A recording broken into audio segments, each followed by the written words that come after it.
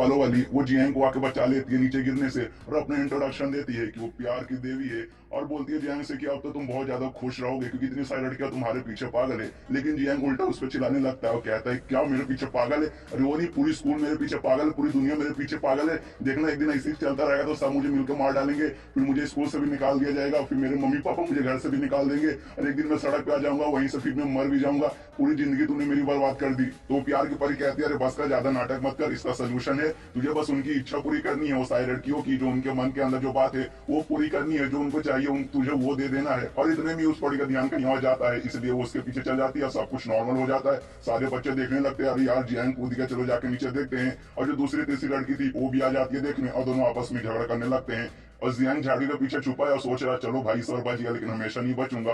और दूसरी और तीसरी लड़की को तो देख लेता है लेकिन उसको पहली वाली नहीं दिखाई देती, तो कहीं सोचता है मैं कूद गया, मेरे पीछे कहीं वो भी तो नहीं कूद गई मेरे प्यार में, क्योंकि वो पागल हो चुकी है। लेकिन वो कूदी नहीं है, वो छत के ऊपर ही है और रो रही है कि उसका बॉयफ्रेंड मतलब जिससे वो पसंद करती है नीचे कूद गया।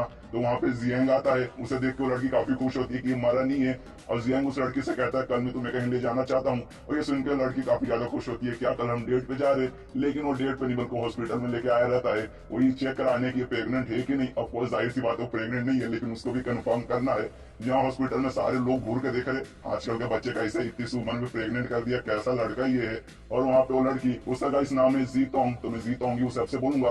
तो जीतोंग एकदम चिपकी हुई है जियान से और कहती है जियान से तुम यहाँ पे कंफर्म करने आए हो ना कि मैं प्रेग्नेंट हूँ कि नहीं। और मैं सचमुच प्रेग्नेंट हूँ, मैं बहुत ज्यादा खुश हूँ। तभी रिपोर्ट आता है और रिपोर्ट में ये लिखा था कि ये प्रेग्नेंट नहीं है। ये सुन के जीतोंग तो काफी दुखी होती है, लेकिन जियांग काफी ज्यादा खुश रहता है, उसको पहले से पता है कि इतनी प्रेग्नेंट नहीं है, नाटक कर, ये सब जो चॉकलेट है उसका असर है। और आगे एकदम चिपक जाती है जियांग से और कहती है कि इस बार भले ही मैं प्रेग्नेंट नहीं हुई, कोई बात नहीं, अगली बार हम पूरी कोशिश करेंगे और देखना अगली बार मैं प्रेग्नेंट होकर रहूंगी। और पूरी चिपक जाती है जियांग से, जिस कारण जियांग में काफी शर्मा रहा है और आसपास वाले घूर के देखने लगते हैं जियांग को, देखो कैसा बेशरम लड़का है, लड़की के साथ पूरे हॉस्पिटल में एकदम खुले आम ये सब कर रहा है। जियांग उसे दूर करता है और कहता है सबसे पहले मुझे तुम्हारे मम्मी पापा से बात करनी होगी, तुम्हारी फैमिली से बात करनी होगी, तो मुझे सबसे पहले वहां तो ले जाओ। तो जीतोंग उसे ले भी जाती है और उसका घर को छोटा मोटा नहीं बल्कि एक बंगला था, वो बहुत अमीर लड़की थी। और घर में जाती है तो उसकी केयर टेकर आती है बहुत सुंदर सी, और जियांग को देख के पूछती है ये कौन है? तो जीतोंग बोलती है अरे ये तो मेरा बॉयफ्रेंड है, लेकिन जियांग उसका मुंह चुप करा देता है, ऐसी कोई बात नहीं है, मतलब मैं इसका दोस्त हूँ।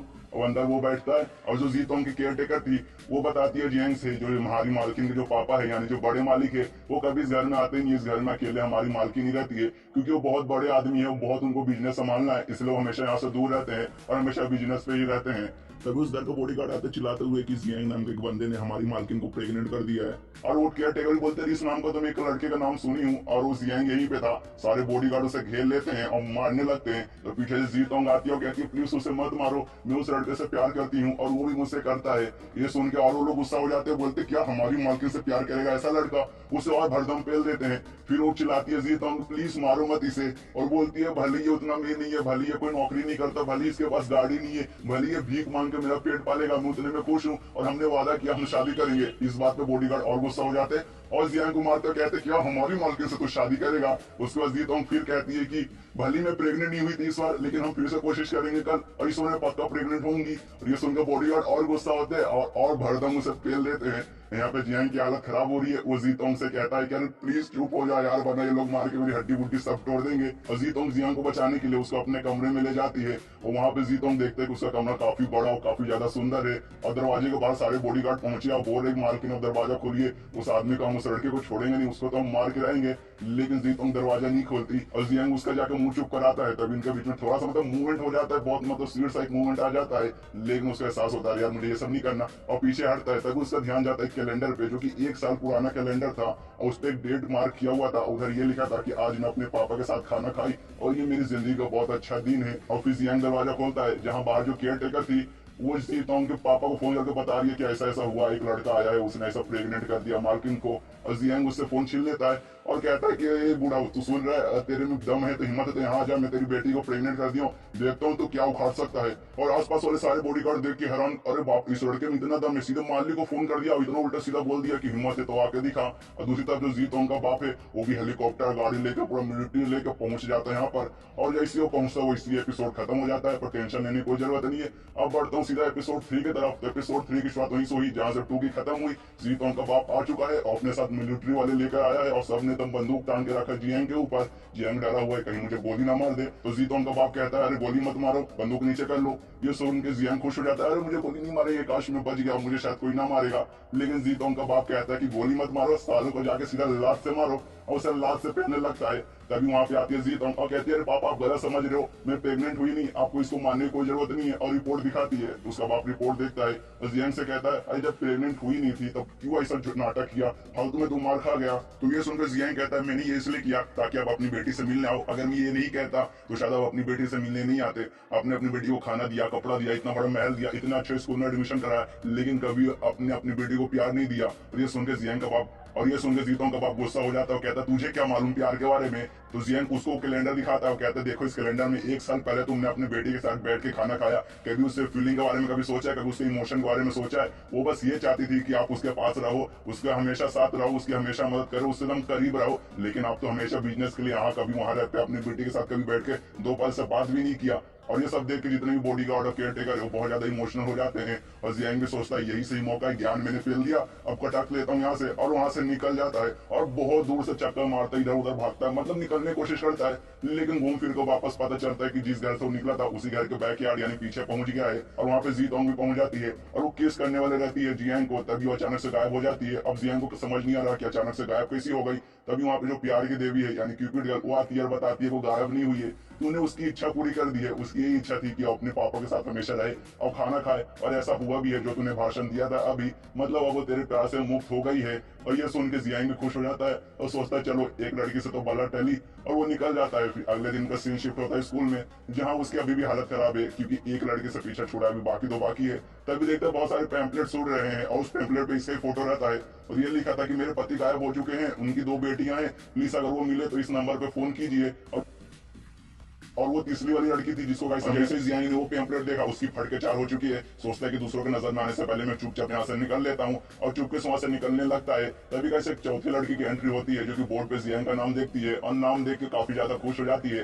और यहाँ पे जियांग दम चुपके चाप को कैसे भी पहुंच होगा अपने क्लास में और चुपचाप बैठा था। तभी आ जाती है पहली वाली लड़की यानी जीतोंग, और वो जियांग से कहती है क्या तुम्हें अगर दिक्कत ना हो तो क्या कल हम साथ में स्कूल से घर पे जा सकते हैं। एकदम शर्माते हुए तो जियांग उससे पूछता है क्या तुम मुझे जानती हो, क्या तुम मेरे बारे में भूली नहीं हो। तो वो लड़की कहती है कि हाँ मैं तुम्हारे को जानती हूँ, आखिर मैं तुम्हें कैसे भूल सकूं। और ये सुन के दम जियांग की और फट जाती है कि कल यार मैंने तो इसका इच्छा पूरा कर दिया, अभी भी मुझे जानती है। तो वो जो देवी थी मतलब जो प्यार वाली देवी उसे बुलाता है और कहता है कि यार कल तो मैंने उसको ठीक कर दिया था, उसका इच्छा पूरा कर दिया था, तू भी मेरे को जानती है, मेरे बारे में भूली नहीं, तो मुझे बताएगी आखिर चल क्या रहा है। तो बोलते यार मुझे माफ करना, मैं कल तुझे बताना भूल गई थी। वो सारी चीजें तो ये भूल चुकी है जो कि फॉल्स मेमोरी बना था कि वो प्रेग्नेंट है वो सब, लेकिन ये 2 दिन का मेमोरी है जब वो तेरे प्यार में पागल हुई थी वो सब उसको अभी भी याद है। तो हो सकता है उसके दिल में तेरे लिए कुछ अलग फीलिंग आ चुकी होगी, उसके बारे में मैं कुछ नहीं कह सकती, तो बाकी अब तू ही संभाल। और वो गायब हो जाती है। और यहाँ पे जियांग और जीतोंग जब तक अपनी बात पूरी करे उतने में जो चौथी लड़की जिसको हमने थोड़ी देर पहले देखा था वो सीधे घुस जाती है, एकदम आके चाकू फेंकती है सीधे जियांग की तरफ। जियांग उससे बच जाता है और उसके पास आ जाती है और कहती है क्या ये सब चल रहा है तेरी उस लड़की के पीछे, मुझे समझाएगा। तो जियांग बोलता है कि अरे मैं समझाता हूँ। और ये लेकिन उस लड़की को जानता था ये कोई अनजान नहीं है, और इस लड़की ने चॉकलेट भी नहीं खाया है, वो कुकीड चॉकलेट उसने नहीं खाया है। और कहता है कि मैं समझाता हूँ तुझे कोई गलत फैमिली हुई है। तो लड़की कहते हैं अच्छा गलत फैमिली हुई है, रुक तुझे मैं अभी बताती हूँ। और उसको एकदम किस करने लगती है, एकदम दबा के किस करने लगते है, उसके ऊपर चढ़ के पूरा उसको चाट लेती है। और ये देख के पूरा आसपास वाले सब पूरा रिकॉर्डिंग करने लगते हैं, देख के हैरान होते हैं कि आखिर बाप रे खुले हम ये क्या कर रहे। और यहाँ पे जियांग एकदम जन्नत में है, कितने सारे किस्से उसे मिले। उतने में जो लड़की थी चौथी लड़की उसकी माँ पहुंच जाती है और उसको मार के दूर ढकेलती है, कहती है तू अमेरिका से इस फालतू लड़के के लिए आई इतने दूर से यहाँ पर, कैसी लड़की है यार तू, कैसी मेरी बेटी है, क्या बेटी बनेगी रही तू। और फिर दोनों माँ बेटी के बीच में लड़ाई चालू हो जाती है, माँ कभी बेटी को मारती है, कभी बेटी फिर माँ को मारती है, लेकिन एंड में माँ जीतती है और अपनी बेटी को बेहोश कर देती है। और फिर वो माँ अपने बॉडीगार्ड को बुलाती है, कहती है कि मेरी बेटी को उठाओ गाड़ी में ले चलो, इसको हम वापस अमेरिका लेके जाएंगे।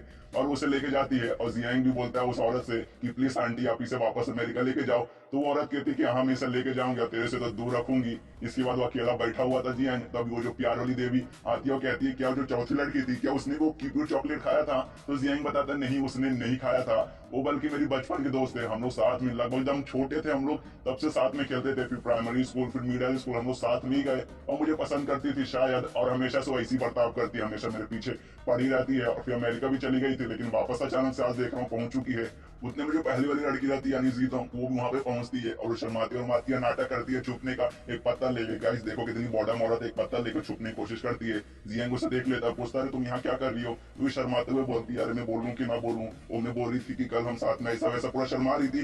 तो जियांग कहता है हाँ तुम बोल रही थी ना कल हम साथ में जाएंगे, अच्छा ठीक है मुझे मंजूर है, हम साथ में कल जाएंगे। तो ये सुन वो भी काफी खुश हो जाती है और वहां से चल जाती है। और ये परी जियांग को छेड़ने लगती है, अरे देखा तू भी उसको पसंद करने लगा ना। लेकिन जियांग चिल्लाता है उस पर, चुप कर ऐसा कोई बात नहीं है। फिर जियांग भी जाता है वापस स्कूल में, जहाँ जो दूसरी लड़की रहती है सॉकर टीम वाली जो कैप्टन, वो वहां पे आ जाती है और जोर से मारती है जियांग को और कहती है कि हम यहाँ से ब्रेकअप कर रहे हैं। और यहीं पे ये एपिसोड खत्म हो जाता है। तो अगला एपिसोड देखना है तो सब्सक्राइब मारिए, मैं जल्द से जल्द कल शाम तक लेके आ जाऊंगा। तो मिलते हैं अगले किसी वीडियो में, जब तक के लिए बाय बाय।